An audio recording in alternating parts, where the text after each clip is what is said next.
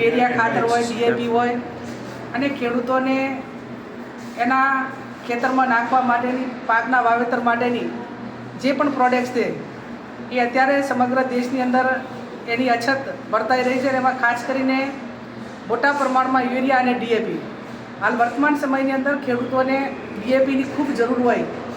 જ્યાં તાલુકા ખરીદ વેચાણ સંઘ હોય, મંડળીઓ હોય કે પ્રાઇવેટ એગ્રોની દુકાનો હોય, ત્યાં લાંબી લાઈનો લાગે છે અને સમયસર ખેડૂતોને ખાતર મળતું નથી. લોકસભાની વર્તમાન સત્ર હતું, એ સત્રમાં પણ સમગ્ર ભારતના તમામ સાંસદ સભ્યોએ એ પોતપોતાના મત વિસ્તારમાં અને પોતપોતાના રાજ્યમાં ખાતર નથી મળતું એ વાત પણ લોકસભામાં ગૃહમાં મૂકી. કેમ કે આ ખાતરની ફાળવણી એ કેન્દ્ર સરકાર કરે અને કેન્દ્ર સરકાર જ્યારે ફાળવણી કરે ત્યારે મોહાળમાં માફી રહેનાર હોય, ડબલ એન્જિનની સરકાર હોય, દેશના વડાપ્રધાન ગુજરાતના હોય અને જે કૃષિ મંત્રી તરીકે એ મધ્યપ્રદેશમાંથી એક્સ CM હોય, ત્યારે પોતે પણ ખેડૂત હોવાના નાતે ખેડૂતોની વેદના કેટલી હોય પણ જે પ્રમાણમાં માગણી છે એ પ્રમાણમાં મળતું નથી. એનું કારણ મુખ્ય 2-3 છે. 2-3 કારણોમાં જે સંગ્રહખોરો છે એ સંગ્રહખોરો ઉપર કોઈ સરકારનું નિયંત્રણ નથી.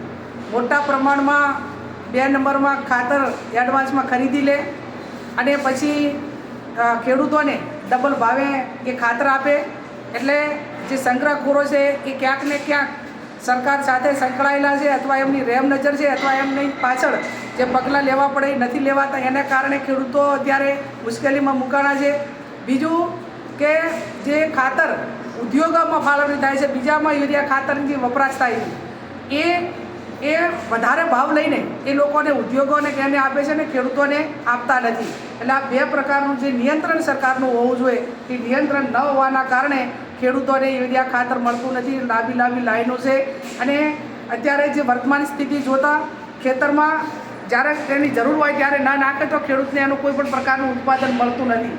એક બાજુ કુદરતી આફતો, એક બાજુ ખાતર બિયારણ આટલા મોંઘા હોવા છતાં ના મળે અને સરકારનું એની અંદર કોઈ નિયંત્રણ ન હોય ત્યારે હું સરકાર પાસે અપેક્ષા રાખું કે આ જે સંગ્રહખોરો છે એની સામે કાર્યવાહી થાય અને ઉદ્યોગપતિઓને કે બીજી પ્રોડક્ટમાં જ્યાં યુરિયા ખાતર વપરાય છે એને બદલે જ્યાં ખેડૂતોને સમયસર આપવાનું છે ત્યાં આપે એવી હું માગણી કરું.